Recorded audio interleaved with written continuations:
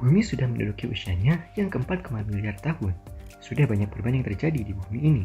Salah satunya perkembangan ilmu pengetahuan dan teknologi. Di zaman perkembangan ilmu pengetahuan dan teknologi ini, banyak sekali hal yang menguntungkan manusia. Contoh, cepatnya untuk pergi ke tempat yang jauh, cepatnya mendapatkan informasi, dan cepatnya berkomunikasi dengan orang lain dengan jarak yang jauh. Tapi, kita mungkin tidak menyadari bahwa cepat pula bumi ini rusak karena teknologi yang bahkan bisa memiliki dampak bagi manusia itu sendiri. Salah satu contohnya adalah polusi udara. Semakin besar dan maju suatu daerah, biasanya polusi udara yang dihasilkan akan semakin besar. Salah satunya adalah kota Bandung.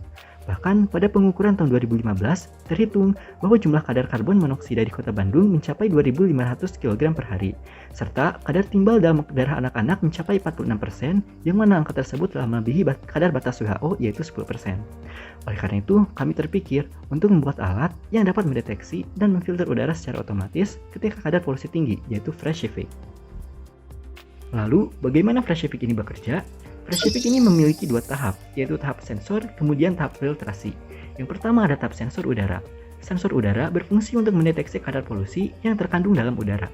Jika kadar polusi terdeteksi dalam tingkat yang membahayakan, maka Freshifik akan otomatis masuk ke tahap selanjutnya, yaitu filtrasi. Tahap filtrasi berfungsi untuk menyaring polusi-polusi yang terkandung dalam udara, lalu melepaskannya kembali agar udara di sekitar menjadi lebih bersih, segar, dan sehat. Selanjutnya, berikut merupakan tampak Freshifik dari depan.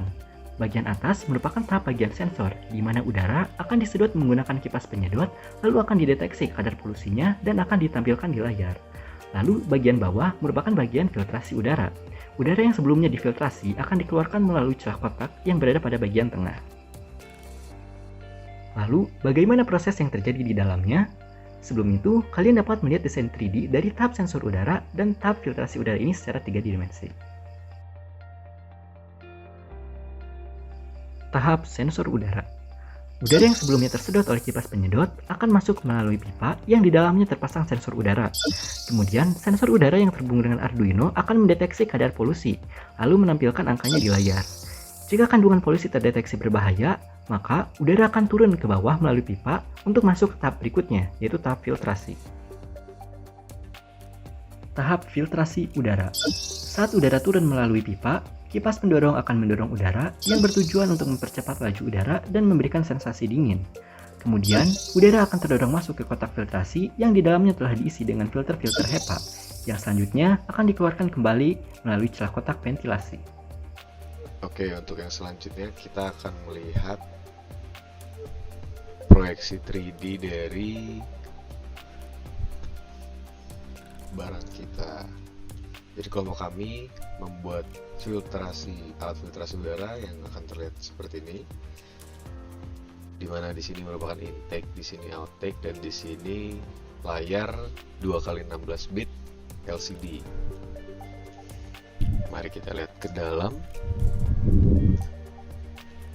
Nah, jadi seperti yang sudah dijelaskan sebelumnya, udara akan masuk dari sini, dan di sini merupakan kompartemen dari Arduino